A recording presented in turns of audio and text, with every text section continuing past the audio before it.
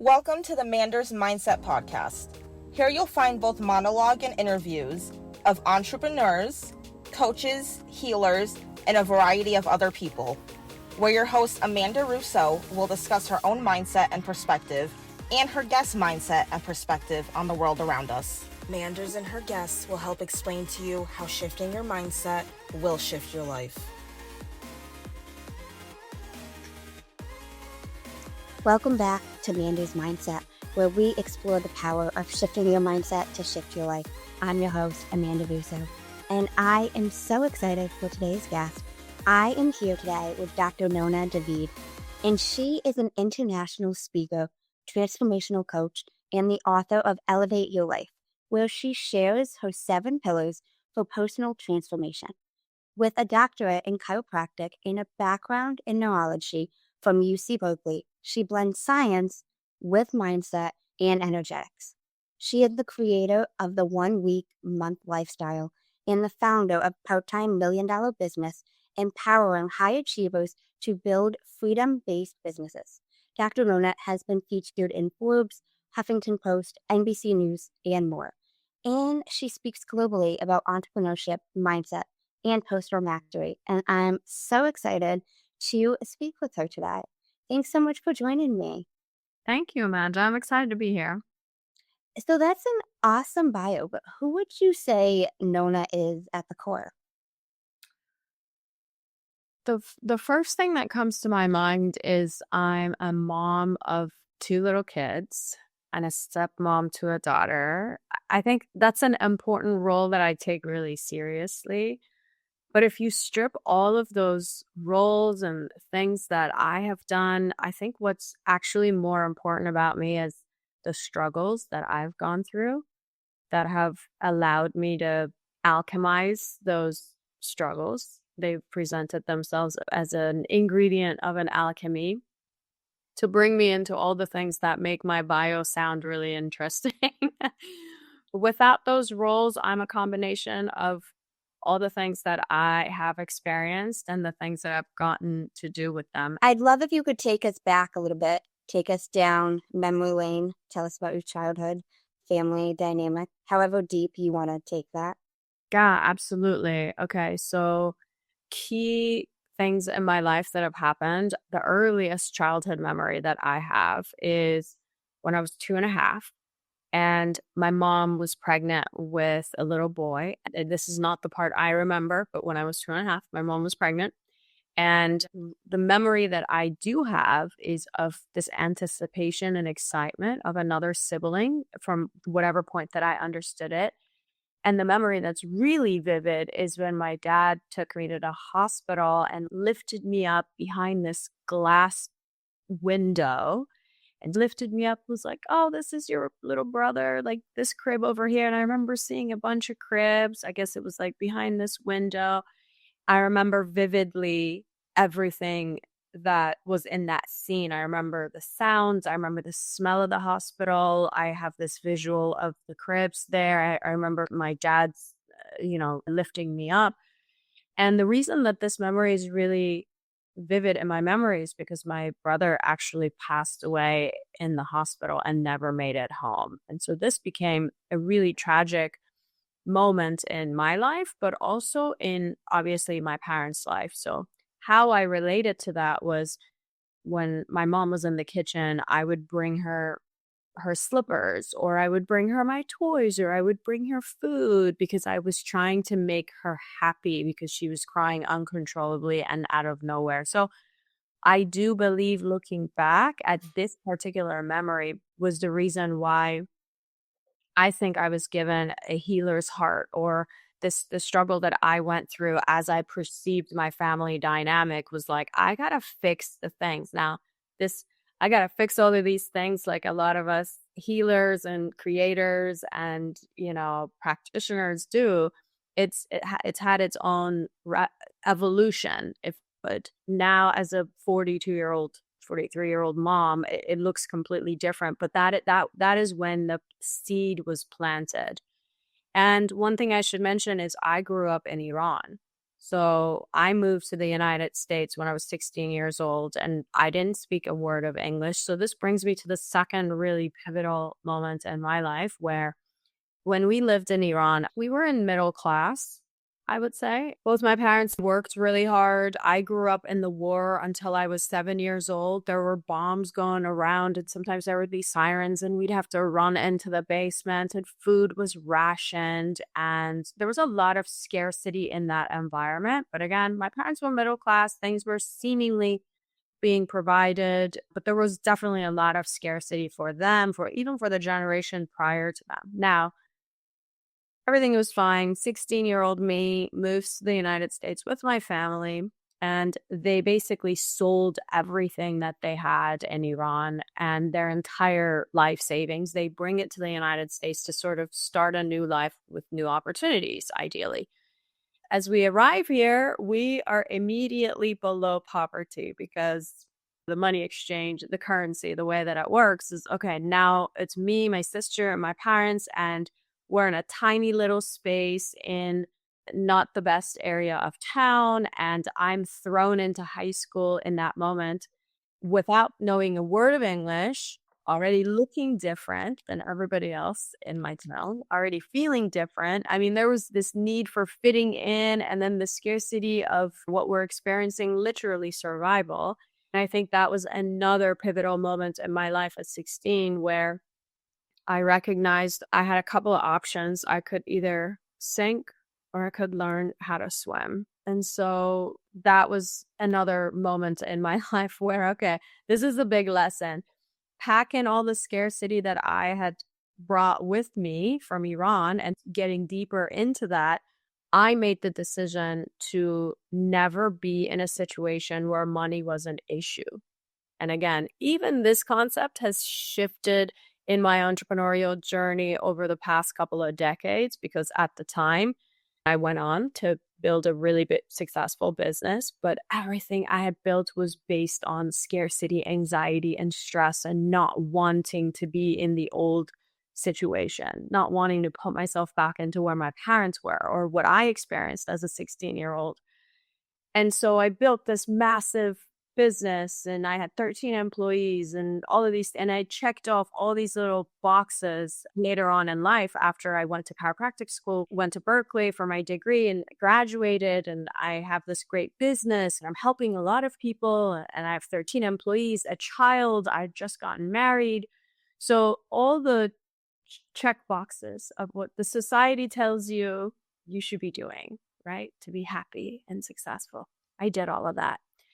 And then I had another moment where I completely burnt out in the process, and I realized I had to do more of it. You mentioned your sister came with you to the United States. Was she younger, older than you? She was young. She is younger. She's about 6 years younger than me. So my mom she lost the child, multiple miscarriages, a stillborn birth, and then my sister like 6 years later, 6.5 maybe years later. Then basically about a year or two after we moved here, I skipped a year in high school. And so I pretty much moved to Berkeley at the time. So my sister and I really lived completely different lives after that. And now you went to Berkeley for chiropractic school. Was that the vision all along? Oh, that's a good question. I went to Berkeley because that's a great question. So I went to Berkeley first. I think I may have said that the opposite way. I went to Berkeley first. I got my degree in molecular cellular biology with an emphasis in neurology, which it means it at the time it was like, I'm going to do something in medicine. I'm going to go to dental school. I'm going to go to medical school. And so I knew I wanted to do something in helping others. But even the idea of picking Western medicine or just being a medical doctor in general was another checkbox, was another thing that, sounded good. And my parents were like, you should be a doctor, or you should be a lawyer, or something that makes money. All right, I guess I'll be a doctor. So kind of like listening to the consciousness of the world or what the world around me was telling me without really tuning in and being like, what do I really want? I was just the A+ student in the things I was doing. without really sitting with myself or having really any awareness, which is common when you're in your 20s. So I got accepted. I applied for a dental school, got accepted into a school in New York. And then as I was building out my resume, and Amanda, I haven't shared, I don't think anyone's asked me this question, so I haven't shared this. I went to when you apply to medical school, dental school, you have to like show you volunteered and you loved all of these things. So I go to this oral surgery situation and I passed out. Like I watched them get in there and do their surgery. And that was the first time I actually fainted. So I walked out of there and I was like, yeah, we're not going to dental school. That's not going to happen. I don't want to be in people's mouths, and it's definitely not something. So from there, I moved forward and I was introduced to chiropractic. And I loved the core of chiropractic, which is your body has the ability to heal itself. And there's conversation in chiropractic about the nervous system, about the innate potential. Like you have unlimited potential. Your body can heal itself if you remove the things that are in the way, which philosophically spoke to me. My minor was philosophy. So I think I became really magnetized to chiropractic because of its philosophy. And then it's kind of has had its different ways of showing up in my life. I became a chiropractor. I had a pediatric practice for 10 years. And then I exited that role and got into some other things. What made you exit that role? As a chiropractor, Yeah. a few things. One, like when I became a chiropractor, I knew in my heart that that was the thing that I wanted to do. And then 10 years later, I started probably about 7 years into practice. I had a really successful practice and I could dial it up. I could dial it down. I became a little bit bored, if I'm being completely honest. And at the same time, I felt like I could make a bigger impact because in a practice, as a practitioner, whether you're a medical doctor, dentist, chiropractor, acupuncture, and in a lot of different roles, even as a teacher, right? You are limited, your impact is limited to who's in front of you. Like I could have this, there's only so many people I could serve as a chiropractor, even with other chiropractors working in my clinic. But my impact was limited and I was just itching for more impact and to reach more people in a bigger way. And so it took me 3 years to come to that realization and then decided. And at the time, I had people coming to me already asking, how do you do business? And I'd built a part-time $1 million business at the time, and then I multiplied into weight loss businesses. I had 3 locations of a weight loss business. And as I did that, people were coming to me, older men typically even coming to me and being like, how are you doing? You're a mom and you're doing this part-time and you have all these businesses. So it was a natural progression into business consulting, which was the next role that I took. It seems like you kind of dabbled in that before you fully left. I definitely dabbled in that. So those last 3 years, I definitely dabbled, but it was a natural progression. Like these people were falling onto my lap. I was like, all right, well, I'll take you on as one-on-one, which then later turned into some other projects. So then you started a business consultant. And was that the first business or was the weight loss business? No, so chiropractic business was the first business. Well, if we want to get real on which one was the first business, this is when I was 16 and I just moved here. Barely spoke English and I desperately needed to make money. I worked at a fast food place for like a short minute. Very quickly realized I could not be working for other people and I could not be working in those environments. It was probably the best thing that I did, but that's what you do at 16 and you're trying to fit in. You're trying to buy the whatever at the time was like Gap, Limited, I'm aging myself, but just needed some money to fit in really. And so I decided that wasn't it. I came out of that job and I was really good at math. I was in Iran. I was like, top in the country or whatever. So I started to teach math to the little kids in the neighborhood. And then so if you think about it, that was my first business because it did have its own evolution. I realized I can only do so much one-on-one with these kids. Like I was making whatever X dollar amount. per hour. So I started to recruit the high school kids that were good at math and be like, hey, can you teach this kid math? And I'll just give you a percentage. So I would get I started this underground tutoring company, which then later actually continued to do. And while I was at Berkeley, I continued to tutor and had tutors under me, as well as when I moved into chiropractic school also. So that was my first business. And then, but yes, you're right. My first real business was me as a practitioner in my chiropractic business. I remember that business was really successful. I had built it in the way that other people had told me how to build it. Like I had mentors and coaches at the time, not to polarize this, but men coaches with very masculine, very driven, very great techniques of sales and processes in place. And I did that and I did really great at that.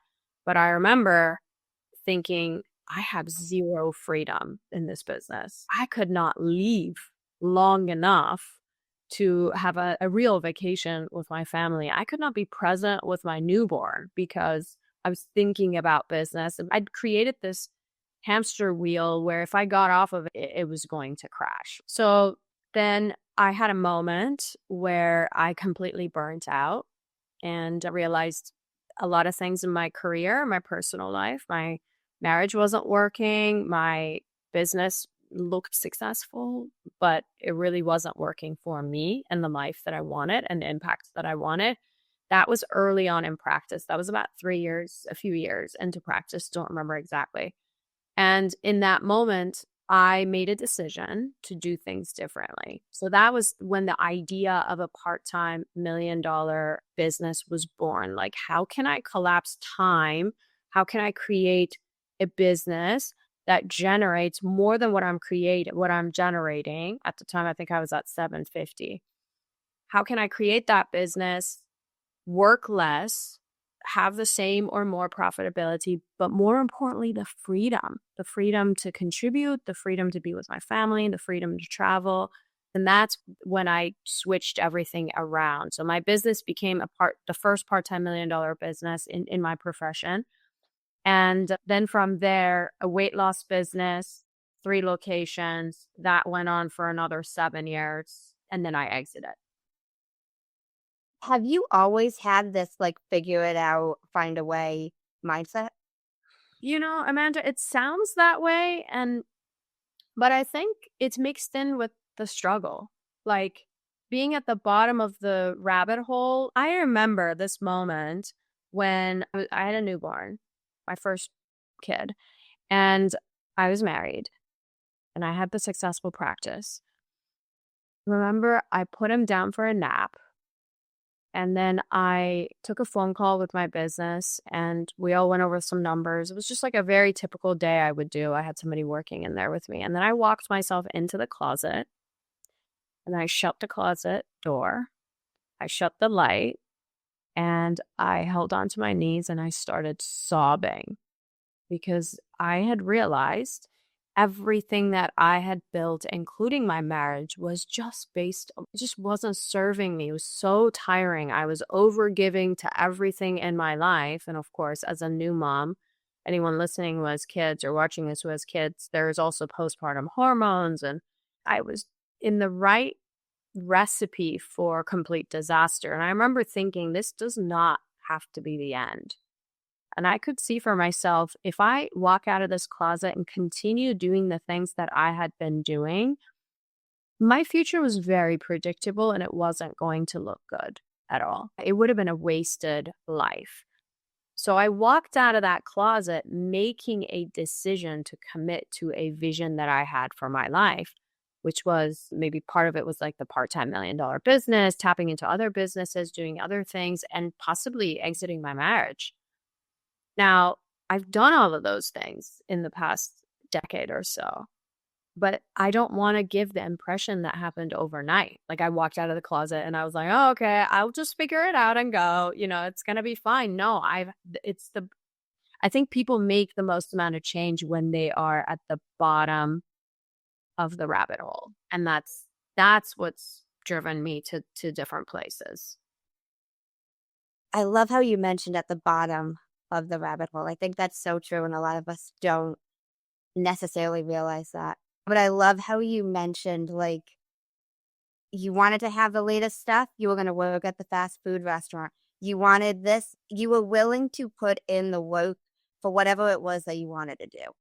So, like, that's kind of what I meant by, like, figure it out. Even at 16, like, you wanna help the kids, you realized you couldn't do all the tutoring yourself, so you started delegating that, all these figure outable ways. I'm sure there was struggle with it, but Yeah, that's a good question. So looking back, I think my mom would always be like, which is interesting because I don't have the same dynamic with my mom now, but growing up, my mom was definitely like, you can do it.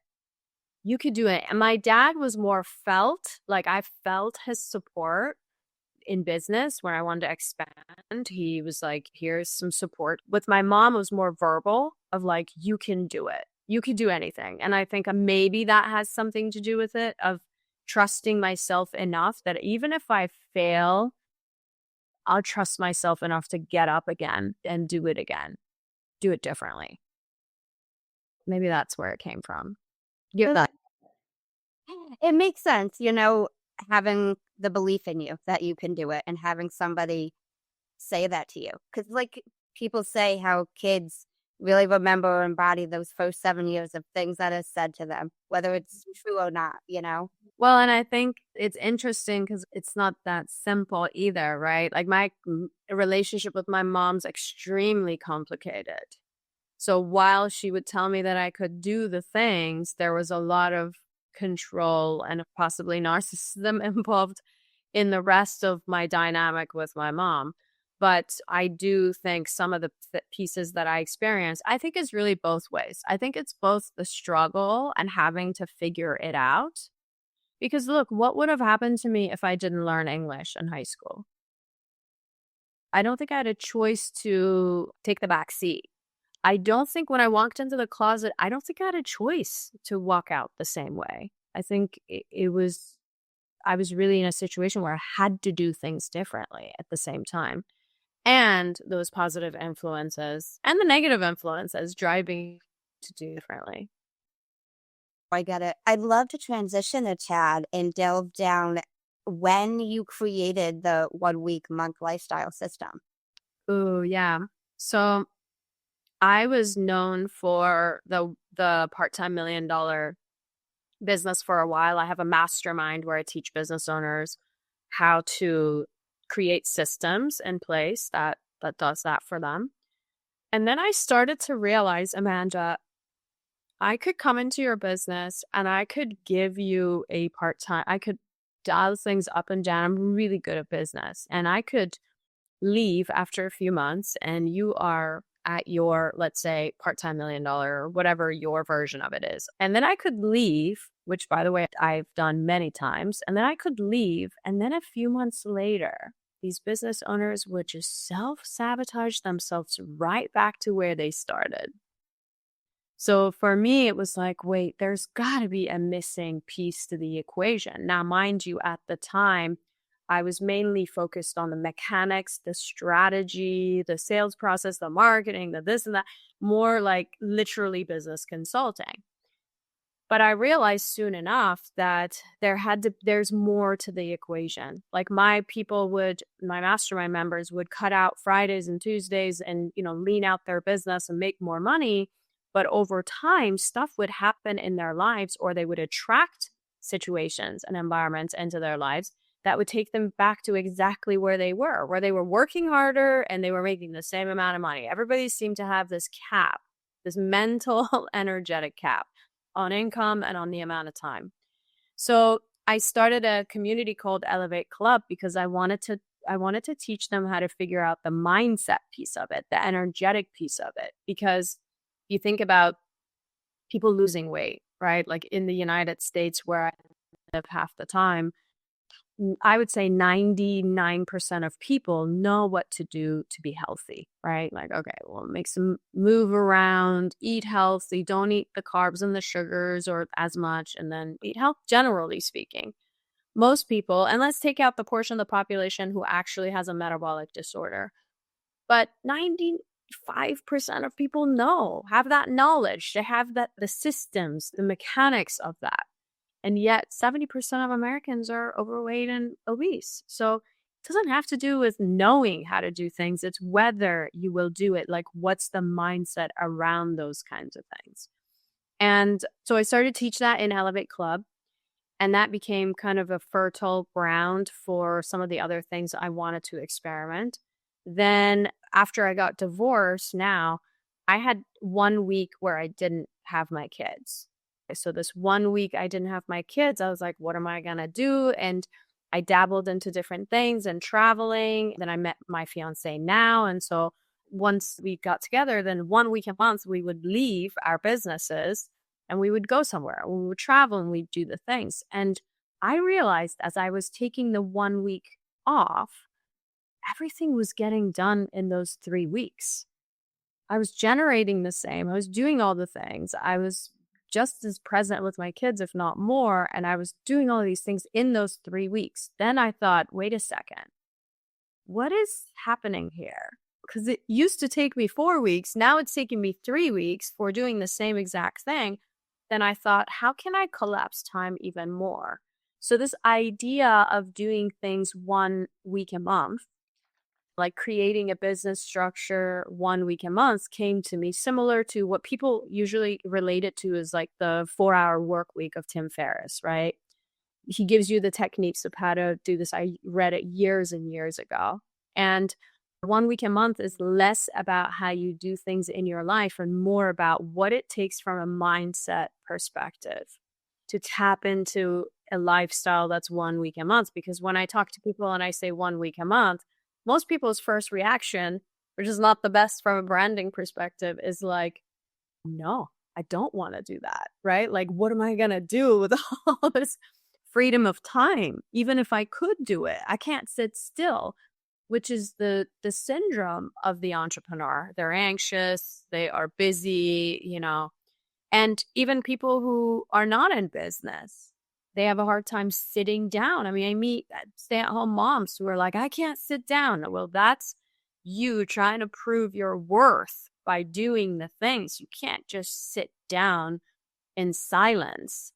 You don't know what to do if your kids are having a play date and they're quiet. You have to consistently, helicopter them or whatever. So then the idea of 1 week a month lifestyle was born, which is where my next book is. And then I have a mastermind teaching people how to live their version of 1 week a month also. So that's kind of how it was born. This is a semi-new thing compared to other things I've done. This has just been born in the past few years. I love that. It almost seems like you've been dabbling in that, even with the high school kids, having delegating that time, having the high school kids teach the younger kids, and you giving a portion to them and making more time for yourself, even back then, years and years ago. You're right. This has always been a thing. Like, how can I create more time? And I don't know where that comes from. I'm going to have to contemplate on that one. But I think it's also been something I've struggled with because at chiropractic school was 7 a.m. to 7 p.m. And then you had to study and go back to school. At Berkeley, I would try so hard and everything was curved. And I was this A+ student. I'm decently intelligent. But at Berkeley, I was a C+ student because everybody was so smart. So what we would do is we would sleep in the library. And so there was no time to do anything. So coming from that, then building a business that was eating up my entire life, this kind of a theme along the process, then the part-time $1 million, and then the 1 week a month lifestyle. Yeah, it's been consistent. Is there something that helped you realize that you don't need to hustle 24/7 to be successful? I think it was the moment in the closet. I don't know that I realized I don't need to hustle, but it was more like, I don't know if I can cuss on here, but what the fuck am I doing? It was more like looking back and being like, what am I gonna do? I'm gonna leave this planet and just work like my parents did.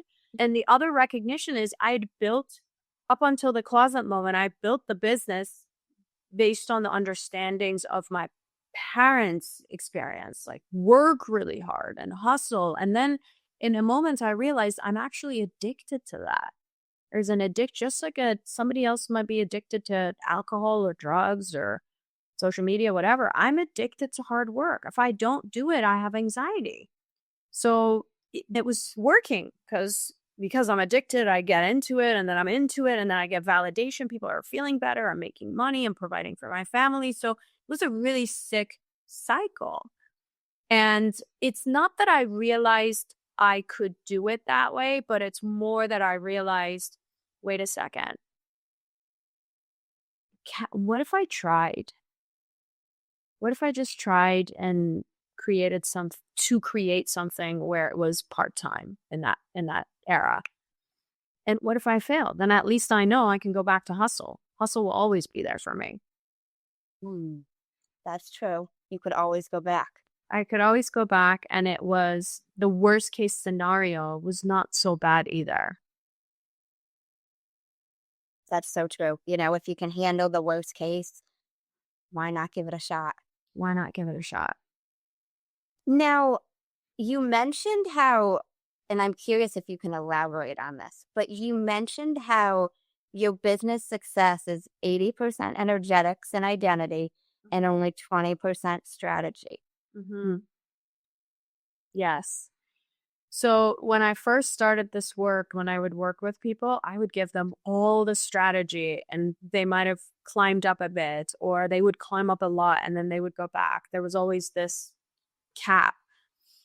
And I used to think at the time when I had this recognition, oh, wait a second, there's this energetic piece, there's this mindset piece, there's this piece where are you driving your business from a place of scarcity, or are you driving your business from a place of a vision or abundance, right? It makes a difference. Once I made that recognition, at the time, if you go back and watch any of my old videos, I used to say it's 50-50, 50% energetics and 50% strategy. But as I've done this now for a while, now I can see that with the right approach, the right energetics, the right mindset, the right sort of thought process, the strategy is almost not relevant. And I've seen this in practice, right? And I use this example all the time. I say, imagine you have two entrepreneurs, okay, two business owners. You can imagine two moms, two wives, doesn't matter, in any role, right?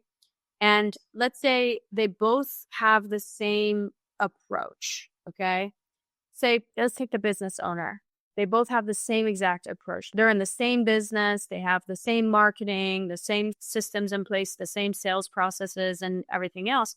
And they're moving forward in their businesses that way. But let's say one of them is approaching those systems from a place of scarcity and not enoughness and wanting the validation and wanting to not be a certain way. And so there's a lot of fear and doubt in the things that he's doing, even though he's saying the same things as this other guy. Then on the other side of things, this other person is doing those exact same things, but his approach and his energy in his energetic field is filled with abundance and love and service and ease and freedom. Right? And he's doing, the doing is the same, but the being is completely different. Well, they're going to have a completely different experience of that.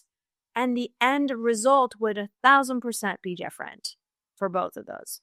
And you take this into your personal life. I mean, if I bring coffee for my husband, and if I'm like carrying the coffee, making the coffee with love in my heart and gratitude for all the things that he does and for my family, for my kids, and I'm filled up with gratitude, and I take him that coffee without saying a word, no facial expression, no words. And then let's say another experience where I take him the same coffee, same exact walk to get him the coffee, and same exact facial expressions, nothing, no words said. But let's say in this scenario, I'm full of resentment because of what he did last night or what he said last night or something like that, right? The experience is going to look wildly different for both of us because of the energetic piece of it. The act is the same, but how I'm showing up and what I have tapped into and what's filled up in my energetic field is wildly different in each of the scenarios and makes a big difference. So in the personal life, it's harder to tangibly kind of be like, people say to me, like in Elevate Club where we teach this, they'll be like, I feel better. People are reacting to me differently. I'm more in love and I'm doing this and that. But in the business world, you can literally tangibly see the numbers. People show up differently. They make more money. Same strategy. So now I'm convinced that it's 80-20. And moving forward, I would not be surprised if at some point in the future, I go, strategy is like 1%, 2%, 5% of the equation. And majority of it is in the energetic part of things. Mm. So how would you say someone can align their mindset and their energy to create maximum growth? I think the biggest piece to the equation is having an unreasonable for their life, like for their life, for their business, for their relationship, for any area of life that they want to tap into.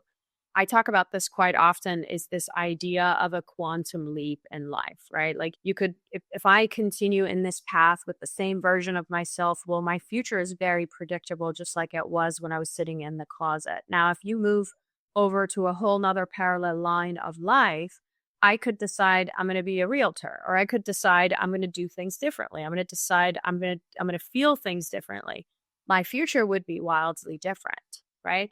So that jump is the quantum jump that requires a different energetic state, not necessarily more work, but it will all start with having a vision that is that I call an unreasonable vision, which basically means you have no idea how to get there, but it's so juicy that not only excites you, the idea of having it manifest in your life, but it also scares you. It also activates your nervous system to be like, that is going to be not possible. That's not safe. Your nervous system to go, that's not safe. We're not going there. And that's the one you got to pick. You got to start there. You got to start with the unreasonable vision for life. And I have a 4-step process where I teach people how to go from the unreasonable life vision. I'm happy to talk about it here too if you want. But the first step is unreasonable vision. And then you go through the steps. And then at the end, you're like, wait a second, I am in this whole new life. It's the 4 steps of a quantum leap. But I think that's foundation, is you got to know where you're headed before anything else. Would you mind to share with them? Absolutely. So the first step is having an unreasonable life. And I share with people, listen, there are 3 kinds of visions you could have. The first kind of vision is vision or goal. People have heard of it. SMART goals, right? They got to be specific and measurable and realistic. And I call them boring because they do not require you to step outside of who you are right now. The second kind of goal, and they're usually filled with scarcity. The second kind of goal is an inspired goal or an inspired vision where you're like, I'm so excited to get to this next level in my life. I'm so excited to experience my husband, my wife, my kids in this way. I'm so excited for my body to look a certain way. So that's an inspired goal. So that usually the criteria is you know how to do it. You don't know how to do it, but you can figure out how to do it. You could call up Amanda who's done it and be like, hey, how do I start a podcast? And Amanda will share. And then you're like, okay, I can do it. So that will be an inspired vision. The third kind of vision that you could have, and this is where quantum leap takes place, is the unreasonable vision for life. And that is 2 criterias. One is, I have no fucking idea how to do this. Don't know anyone who's done it. I can't find it on YouTube. Like, I don't know. I don't even know. It's too big. It's too big. And the second criteria is it has to, like I mentioned, it has to activate your nervous system to go into anxiety, because that's how you know it is going to require you to departure your existing identity and become a new version of yourself. It's going to require an evolution of you from point A to point B in order to get to live that life. I mean, this is where I was in the closet, and this wasn't the first time I had the vision, but the vision came to me of, living bicontinentally, being in a loving, connected marriage, world schooling my kids, whenever I choose to. I mean, like all of these ideas and the level of contribution I wanted to have was just outside of this world based on where I was sitting in the closet. So it seemed so unreasonable for me when I said part-time $1 million. So unreasonable. I'm sitting here in the closet, I'm crying. My infant is taking a nap and I have a marriage that's not working. Like, how am I even going to get that? It seemed so unreasonable, right? And scary. But that's where it began. So that's the first step in the process. And I'm going to pause before I blabber on to the rest of it, see if you want to add anything, but I'm happy to go over the rest of the steps. And no, that makes a lot of sense. I love the unreasonable life, unreasonable vision, and I love how you mentioned boring as for the SMART goals. They might be achievable, but they're basic, like it's not, even if it's not boring, they're like basic surface level, like even the inspired ones feel like will change your life more than your basic goals. Even like inspired to start a podcast, inspired to start your health journey, you're gonna, I would think, get something more out of it. Yeah. It makes sense about the nervous system. Because if you think about it, SMART goals, they're within your nervous system. They are, your SMART goals are, you're already regulated to where your SMART goals would be. Inspired goals, they require a bit more, but you figure it out, you guys, not that far off from the safety of your nervous system.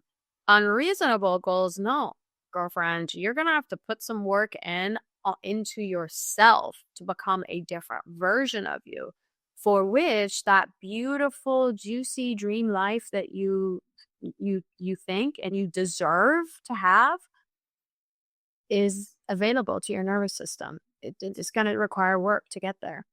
No, it makes a lot of sense. And now what are the next step? The second step is identity, expanding your identity, right? So most of us will wake up and will be like, like even some things that you asked me about my identity, like who am I, right? If you really think about it, when you're born, you are unlimited potential. You really have like very little identity. Identity may be passed on by genes or your soul's purpose, but aside from that, it's not like you're confident. You're not confident. You think you're good at something or you don't. And when you're born, you don't have you're not born with any really factual pieces of your identity. Everything that we think that we are in terms of our identity is actually picked up along the way. If I think I'm a good mom, it's probably because someone told me or I picked up along the way that this is what a good mom is. And so I think I'm a good mom, right? If I think I'm not confident, it's probably from something that happened when I was in 3rd grade in the playground. If I got bullied or something like that. So even sharing the beginning of the story of like, I think I'm a healer because this is what happened in my life. Okay, well, who were you before any of that? When you were the newborn and your parents were holding, you were just unlimited potential. So I think of identity as 2 things. One is that your identity is fluid. Okay. And I don't mean that in like a political sense, but what I mean is one day you can wake up and be confident. Another day you can wake up and not be confident. I know I've experienced that. So which one are we? Are we confident or are we not confident? If you can get intentional about the way that your identity shows up in the world, then with that intentionality, you're fueling your future, right? I can make a decision in this next moment to show up more confident. I can make that decision. And I want to address those who are listening and saying, oh, that's faking it till you make it. I'm going to come back to that in a second. So if you're thinking, oh, that sounds like you're going to fake it till you make it, I'm going to address that. But the other piece to the equation is your identity will always drive your behavior, which means if you think you're a good mom, you're going to do things that good moms will do. And this is my favorite example when I have this conversation is if you think you're a fit person, like if you are the kind of person who let's say you identify yourself as like a gym rat, you will never probably write in your journal, because I did that for many years, right? I have friends who identify as quote unquote the gym rat. They just find time and they just go to the gym. And here I am every January. I'm going to go to the gym. I'm going to lift weights or whatever. It's just not part of my identity. And I can choose. If I'm really committed to the vision, say, of a six pack or a certain thing, then I can choose that identity, right?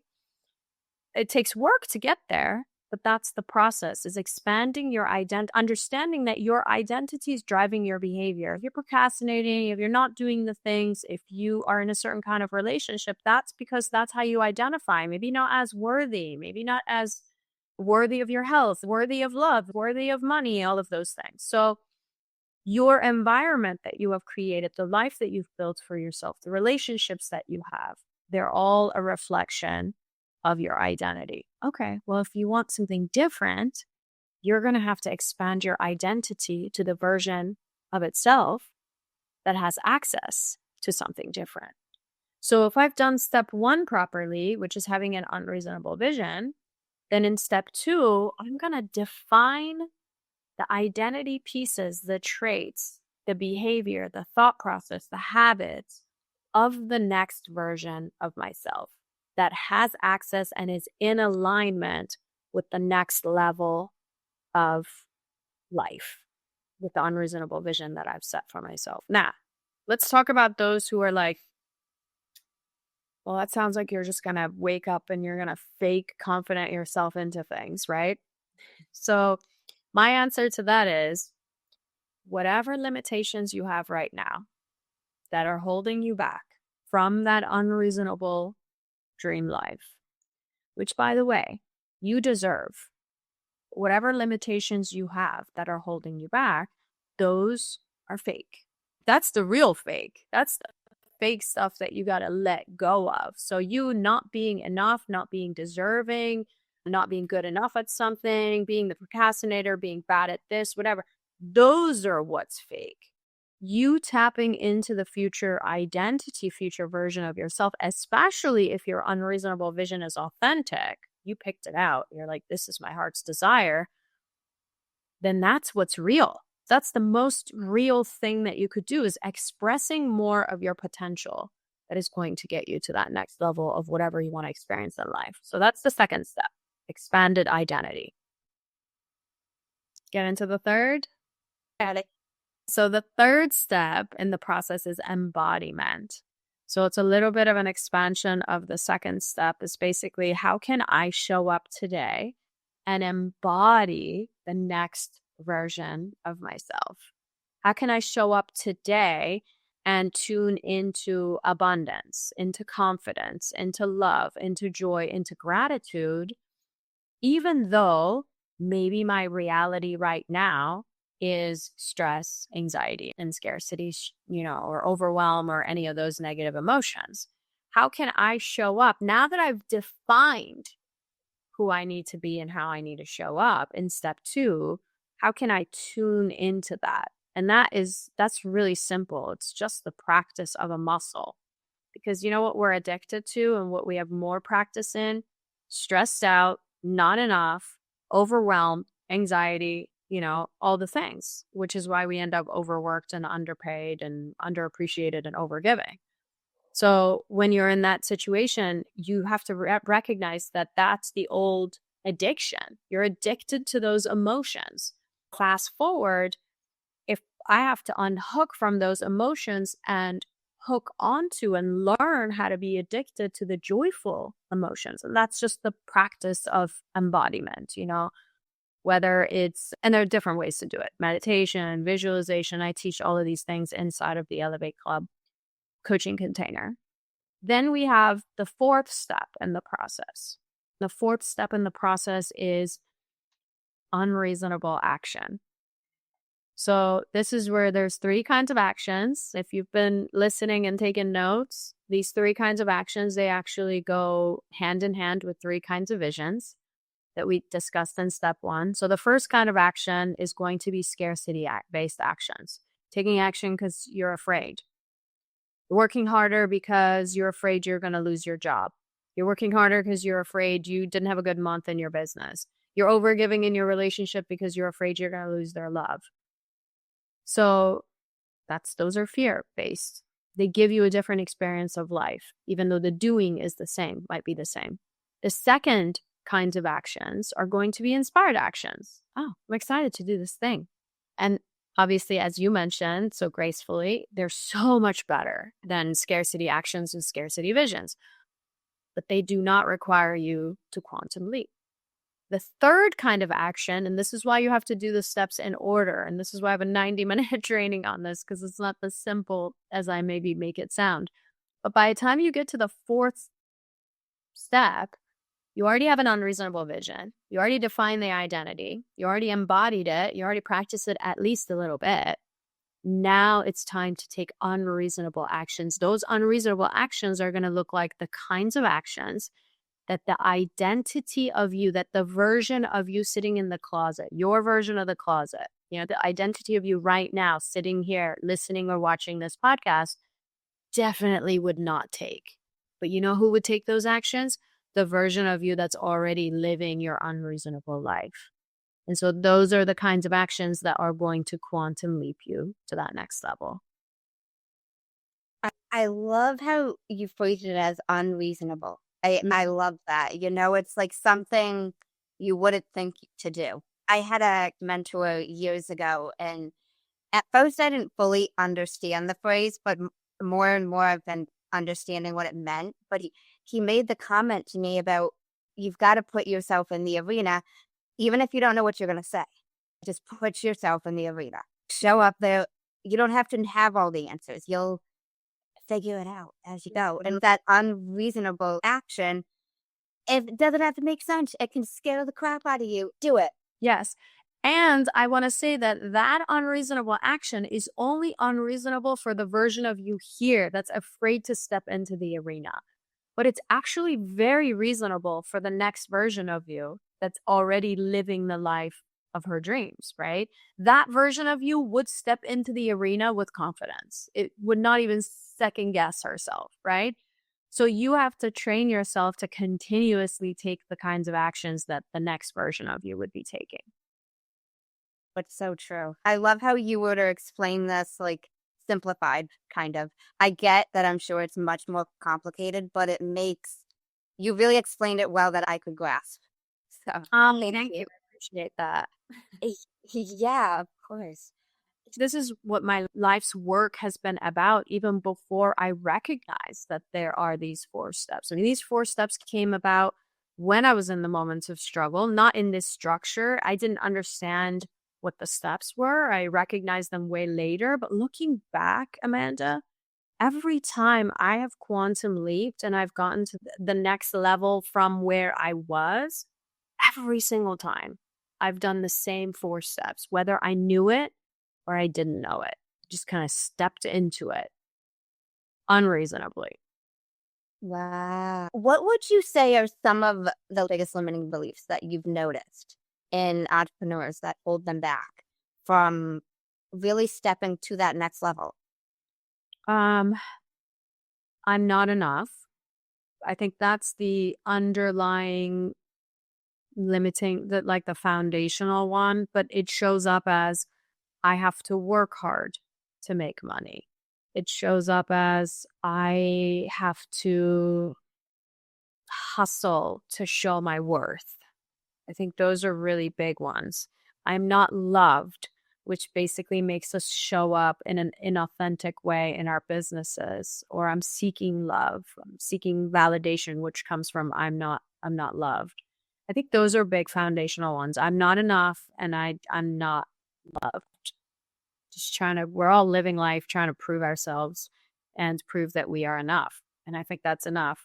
We can stop right there. How can they overcome these?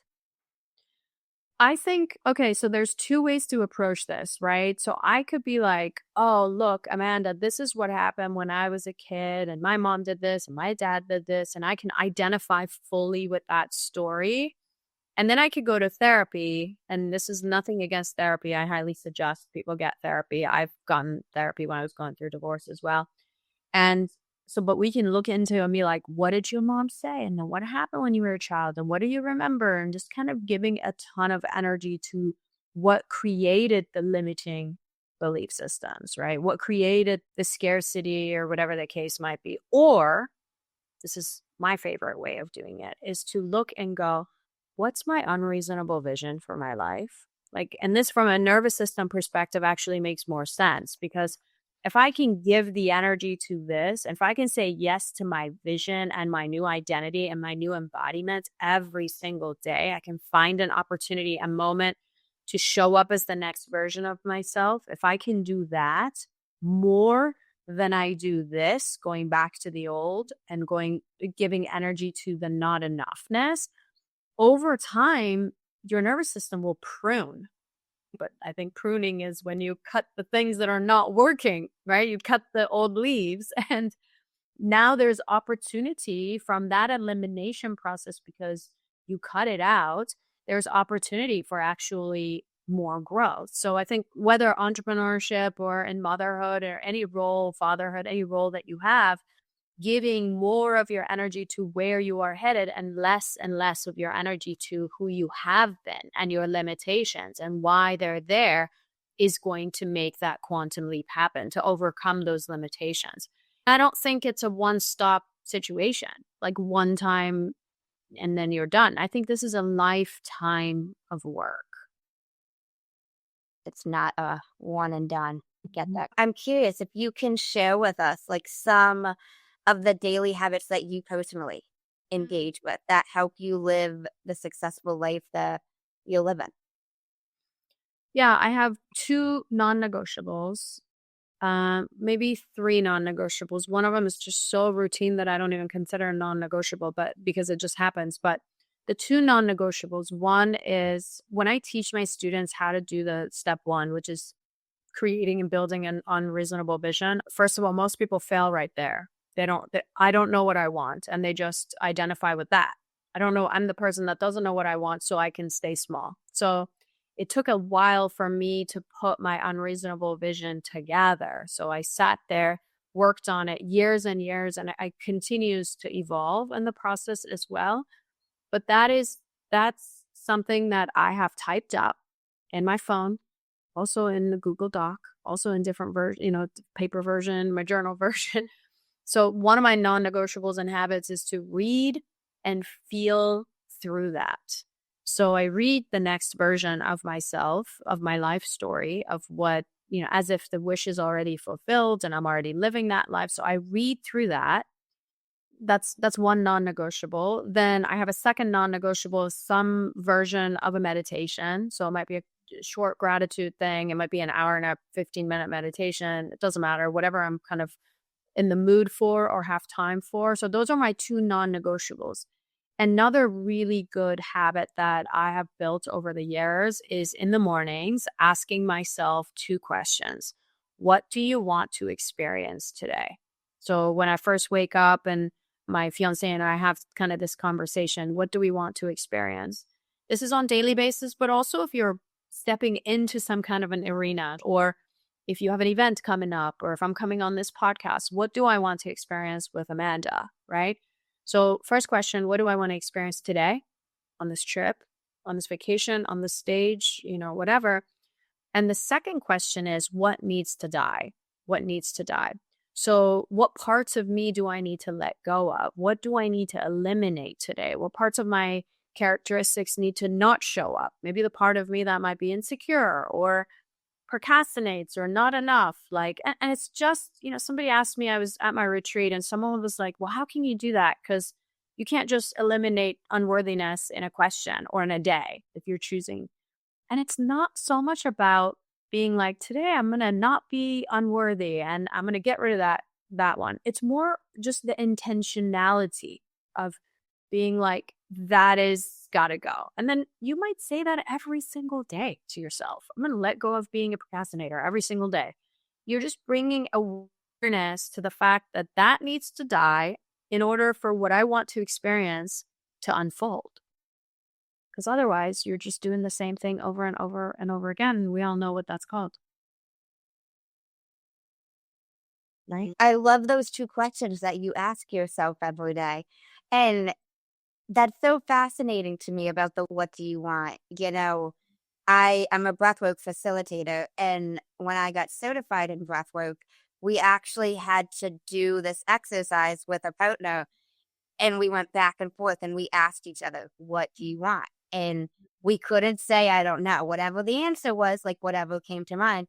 But we did this probably 10 minutes. And like at the beginning, it wasn't very deep. It might be very surface level, but you got to the core of what it is you wanted. Even started doing that exercise with myself, like in the mirror and asking myself, what do we want? And just repeating that phrase over and over. And like, at first, your mind might be like, I don't know. But as you ask it and you ask it and you ask it, it's going to have an answer. And almost forcing yourself to not say you don't know, whatever it is. There's something in there that you want. I love that. And I think you don't have to take it so seriously either. Like when you're first starting this practice, you could be like, I want a good day. The next day you wake up, you're like, I want a good day. The third day you wake up and you're like, I really want a good day today. So you could change it. You can say, I want coffee today. I want to experience a good cup of coffee. Start somewhere.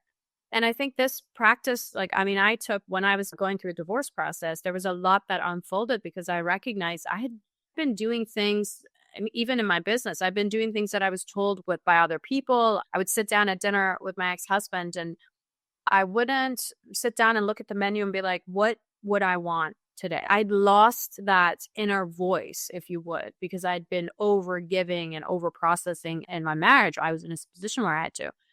And I think just coming back to yourself, there's something about activating that inner voice that's like, I wonder what I do want to experience today. It's really powerful. I don't know if you've heard of a man named Mike Dooley. Written a book. Yeah. I've done a few different workshops with him and I got into visualization with him. And it's now a non-negotiable. I do it every day, 4 minutes, 44 seconds in the morning.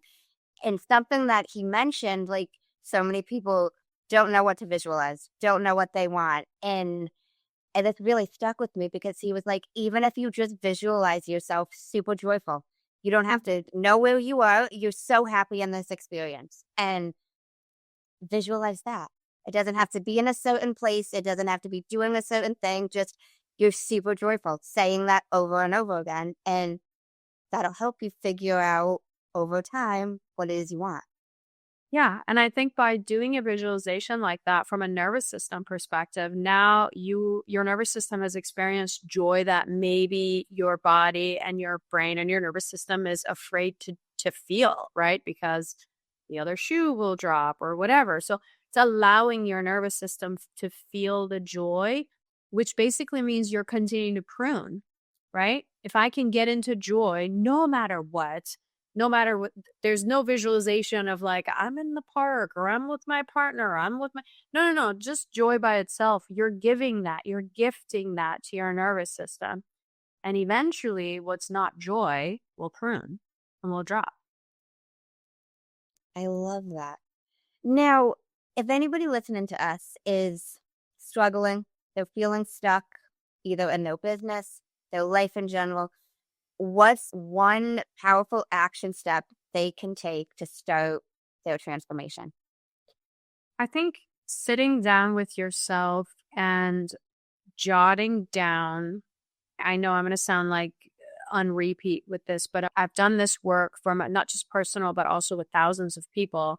That I can certainly say the most important thing someone can do especially if they're struggling, is to have a vision. When I say vision, is sitting with yourself and figuring out 3 bullet points. Does not need to be this 21 page anything. You do not need to journal if you don't want to. Like, just start with 3 things you want to experience in your life. Yeah, and just start there. And then you can every day, you look at it and you go, oh, I put down love as one of the bullet points. Okay, well, let's expand on that. What kind of love do I want to experience? How would I like to experience love?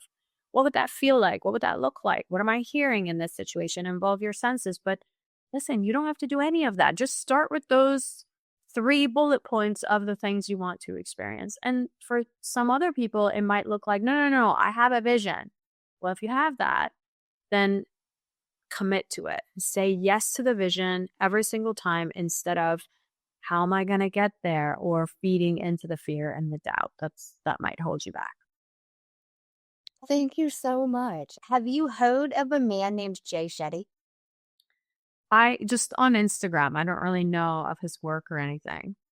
So he's got a podcast called On Purpose. He's written a book, and in his podcast, he ends it with 2 segments. And I really like these segments, so I've stolen them. And I end my podcast with these 2 segments. This segment is the many sides to us. There's 5 questions, and they need to be answered in 1 word each. That's going to be hard, but okay, let's do it. What is 1 word someone who is meeting you for the first time would use to describe you as? I think what I've heard people say is intense. Like I think they feel my intensity. Intensity. That's the word. What is 1 word that someone who knows you extremely well would use to describe you as? Soft. What is 1 word you'd use to describe yourself? Intentional. What is 1 word that if someone didn't like you or agree with your mindset, would use to describe you as?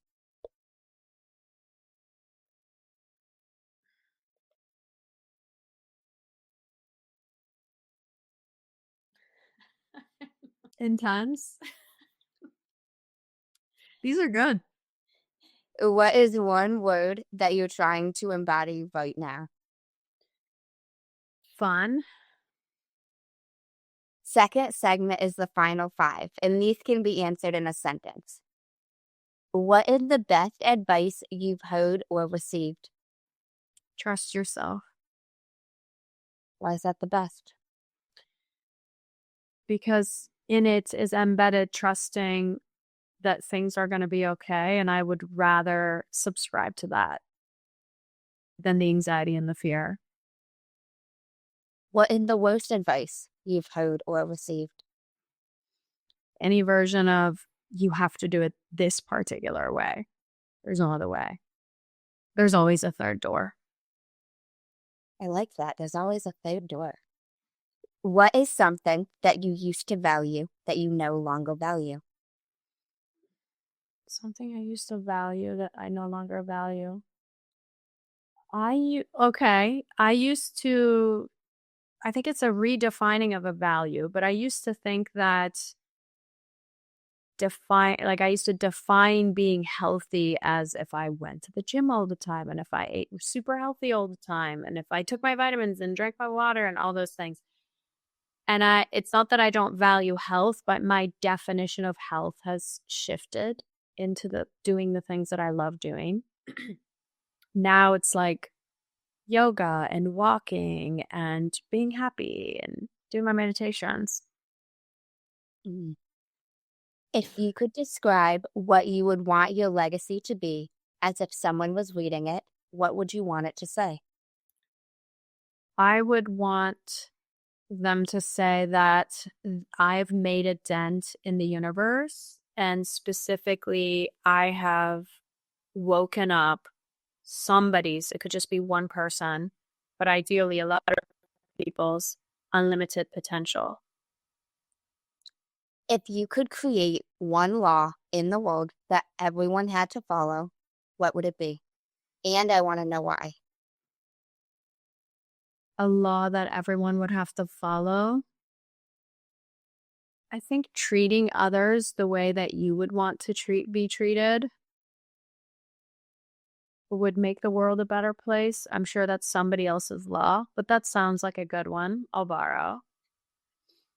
And I think, yeah, why? I mean, think about it. If we were to treat everyone the way that we want to be treated, fused with love and gratitude, less of the other stuff that's not serving humanity, I think we'd have a completely different world.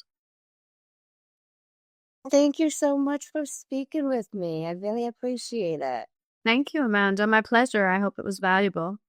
It was. Where can listeners connect with you? They can look me up anywhere online and my website, but I love a personal connection most. So if this conversation resonated with anybody, message me on Instagram. And if you want the 90-minute training, I'm happy to send it over. That's probably the best personal connection right now. Awesome. I will link that in the show notes. And no pressure, but I do like to always give it back to the guest. Any final words of wisdom you want to share with the listeners? Just going back to trusting yourself. I'm a student of trust. I have a tattoo on my wrist that says trust. So I think going back to that has always been really powerful, and it's paid me tenfold. Thank you so much again. Thank you, Amanda. And thank you guys for tuning in to another episode of Manders Mindset. Hey guys, Manders here. Thank you so much for tuning in to my episode with Nona. I hope that was as transformative for you as it was for me. Now, here's a few quick takeaways from that powerful conversation that I wanted to highlight that really stuck with me. First, the idea of living an unreasonable life. That hit me. Nona talked about setting a vision for your life that's so bold and so big that it scares you. Not because it's impossible, because it forces you to evolve into the version of yourself who can actually live that life. I love that reminder to stop playing small or settling for your quote unquote realistic goals. Go for the goals that make your nervous system go, whoa. That hit me like a cord. It's key. That's the biggest way to grow and elevate. Second, identity drives behavior.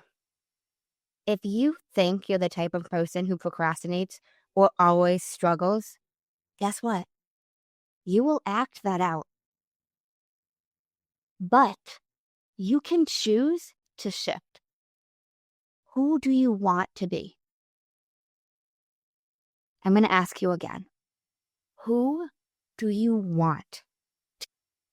And how would that version of you show up today? That was a huge aha for me. Shifting. How would the version you want to be show up? Act like them. Pretend you are already them. Because identity drives behavior. And lastly, trust yourself. Nona said that more than once, and it's simple, but it's powerful. Even in those closet floor breaking down moments, trust that you will figure it out. That's how real transformation starts. Not with knowing the entire path and knowing the whole plan, with believing that you will keep walking it. As I always say, everything is figure outable. It's not from me, it's a book by Marie Forleo. Look it up. But I truly believe that we will figure it out. You will figure it out. Trust yourself and trust that no matter what occurs, you'll figure it out. Thank you guys so much for tuning in to another episode of Manders Mindset. If this episode sparked something inside of you, I invite you to go back and re-listen to the episode and maybe even journal about it. Journal about your unreasonable vision. What does it look like? As always, thank you so much for tuning in to Manders Mindset. Keep breathing, keep shifting, and remember, everything is figure outable. Thanks, guys. Until next time.